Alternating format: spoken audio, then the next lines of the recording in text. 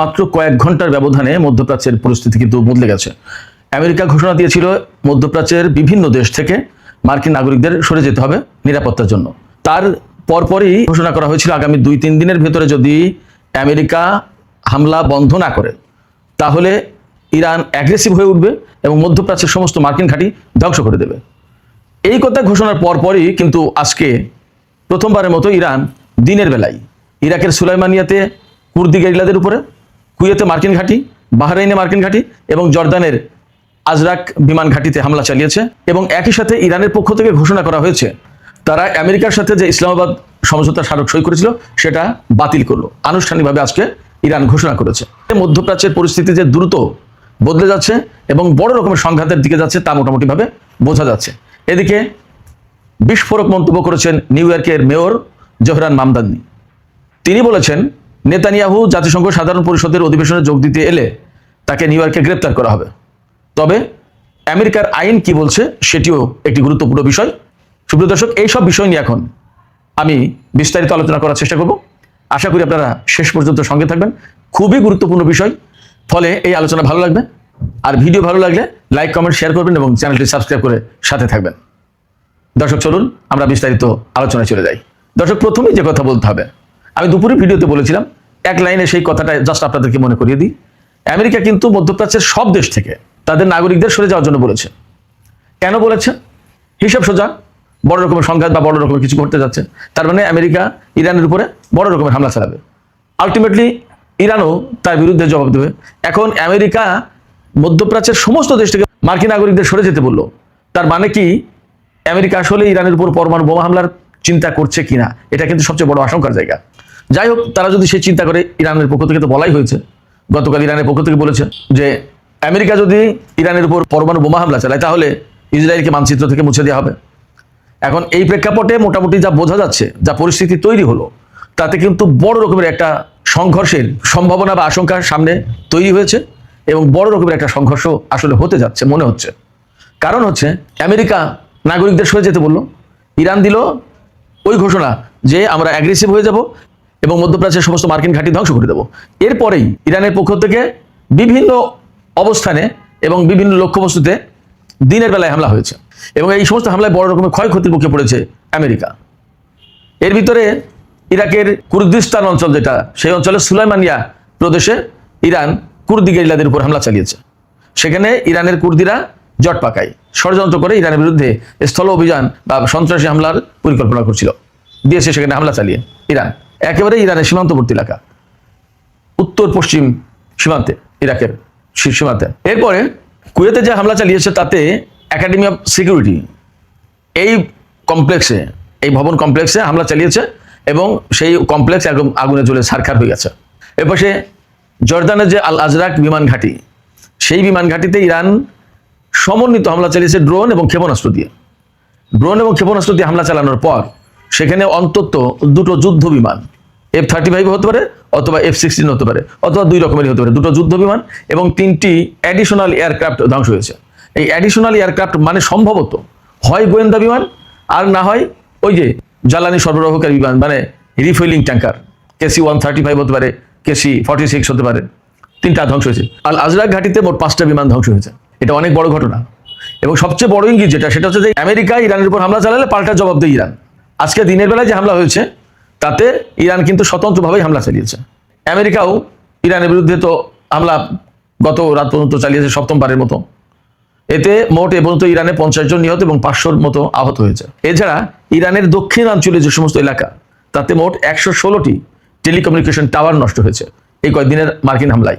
তো এই প্রেক্ষাপটে বা এই অবস্থার ভেতরে ইরানের পক্ষ থেকে আজকে ঘোষণা করা হয়েছে যে ইরান আনুষ্ঠানিকভাবে আজকে থেকে ইসলামাবাদ সমঝোতা স্মারক থেকে বের হয়ে গেল। তার মানে এর কোনো ধারা উপধারা এখন আর ইরান বাস্তবায়ন করতে বাধ্য নয়, বাস্তবায়ন করবে না। এই কয়েকদিন যদিও আমেরিকা এবং ইরানের ভেতরে যুদ্ধ ছিল, কিন্তু ইরান এই চুক্তি বাতিল করেনি। আমেরিকা বলেছিল যে ডিল ইজ ওভার, মার্কিন প্রেসিডেন্ট ডোনাল্ড ট্রাম্প বলেছিল, কিন্তু ইরানের পক্ষ থেকে এরকম কোনো ঘোষণা দেওয়া হয়নি। আজকে আনুষ্ঠানিকভাবে ঘোষণা দেওয়া হয়েছে। এই ঘোষণা দিয়েছেন ইরানের অন্যতম উপপররাষ্ট্রমন্ত্রী কাজেম গরিবাবাদি। সেই অনুষ্ঠানে সম্ভবত জাতীয় সংসদের স্পিকার বাকের কলিবাবু ছিলেন।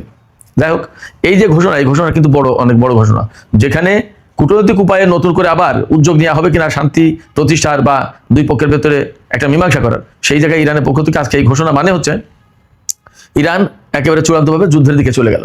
এপাশে পাকিস্তানের পররাষ্ট্রমন্ত্রী আজকেও বলেছেন যে ইসলামাবাদ ঘোষণা বাস্তবায়ন করা উচিত, এর আলোকে শান্তি প্রতিষ্ঠার চেষ্টা করতে হবে, কিন্তু ওপাশে ইরান সমঝোতা স্মারক বাতিল করে দিয়েছে। এপাশে পাকিস্তানে নিযুক্ত ইরানের রাষ্ট্রদূত রেজা আমিরি তিনি বলেছেন ইরানের যে সমস্ত বেসামরিক লক্ষ্যবস্তুতে হামলা চালিয়েছে এটা আমেরিকার পক্ষ থেকে এক ধরনের উন্মাদনা ছিল। এই উন্মাদনার জবাবে ইরানকে এখন ওই ইসলামাবাদ সমঝোতা স্মারক থেকে বের হয়ে আসতে হলো এবং আমেরিকার বিরুদ্ধে বড় রকমের যুদ্ধ শুরু করতে হলো।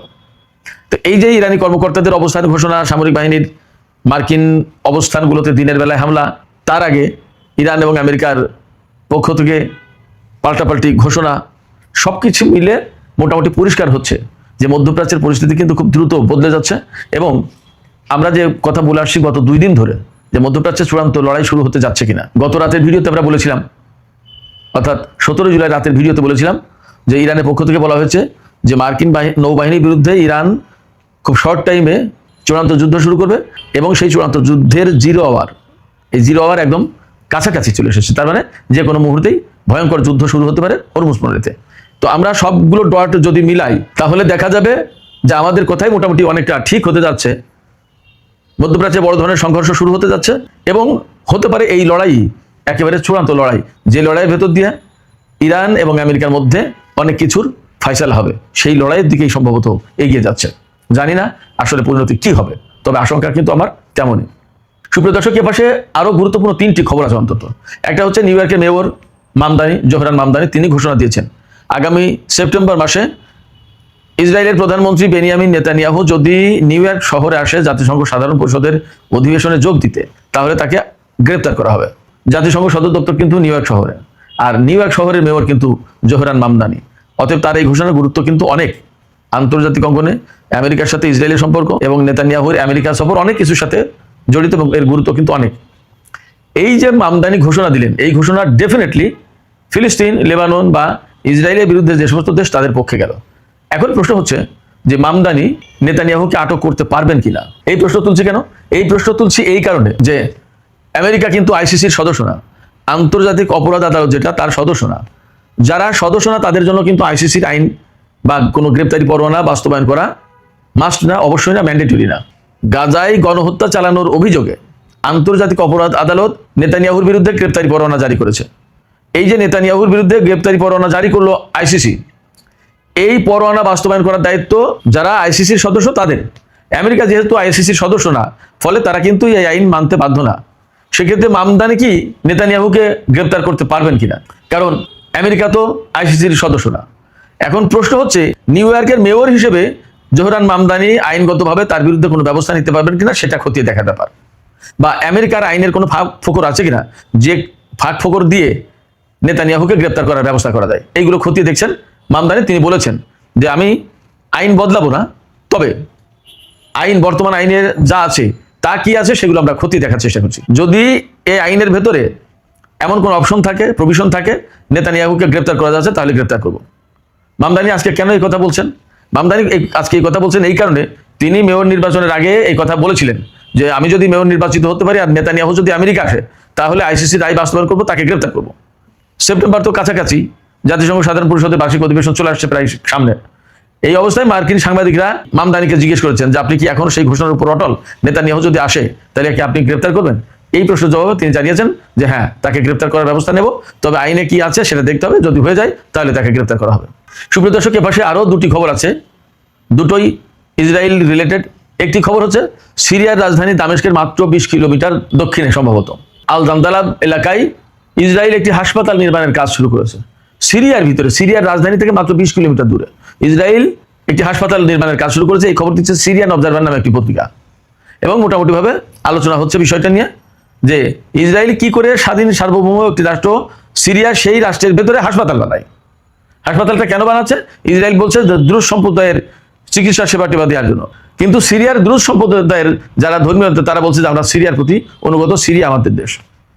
আর বিশেষজ্ঞরা বা রাজনৈতিক বিশ্লেষকরা বা সামরিক বিশ্লেষকরা বা ভূ রাজনৈতিক বিশ্লেষক যারা তারা বলছেন যে একটি স্বাধীন সার্বভৌম দেশ সিরিয়া, তার ভিতরে কি করে ইসরায়েল এই হাসপাতাল বানাতে পারে? এটা সম্ভব কিভাবে? নিতান্তই গায়ের জোরে। এবং বর্তমানে যে যিনি ক্ষমতা আছেন আল সারা বা জোলানি, তিনি হয়তো ইসরায়েলকে গ্রিন সিগন্যাল দিয়েছেন। প্রশ্ন হচ্ছে যে তিনি মুসলিমদের স্বার্থ এবং সিরিয়ার স্বার্থ রক্ষা করার জন্য তো সিরিয়ার প্রেসিডেন্ট হয়েছেন, এখন তিনি কি করে ইসরায়েলের হাসপাতাল নির্মাণের এখানে অনুমতি দেন? অথচ ইসরায়েলের সাথে সিরিয়ার কিন্তু শত্রুতা কাগজে কলমে অন্তত, এবং সিরিয়ার একটা বিরাট অংশ গোলান উপত্যকা, গোলান মালভূমি, তা কিন্তু ইসরায়েল দখল করে রেখেছে, এবং যা নিয়ে বাশার আসাদ সরকারের সাথে ইসরায়েলের ব্যাপক দ্বন্দ্ব ছিল। আর এখন জোলানি ক্ষমতা এসে সেই সমস্ত সবকিছু ভুলে ইসরায়েলকে সিরিয়ার ভিতরে হাসপাতাল বানাতে দিচ্ছে। তার মানে কি? তার মানে হচ্ছে এই হাসপাতালের নামে এখানে ইসরায়েলি সামরিক বাহিনী এবং গোয়েন্দাদের উপস্থিতি ঘটিয়ে ইরান রিলেটেড যে সমস্ত তৎপরতা বা ব্যক্তিদের অবস্থান কার্যক্রম এইগুলো তারা মনিটর করবে, এবং এখান থেকে অর্থাৎ ইসরায়েল অ্যাডভান্স হয়ে এসে সিরিয়ার ভিতরে তাদের একটা অবস্থান তৈরি করলো। এটা হলো পরিষ্কার কথা।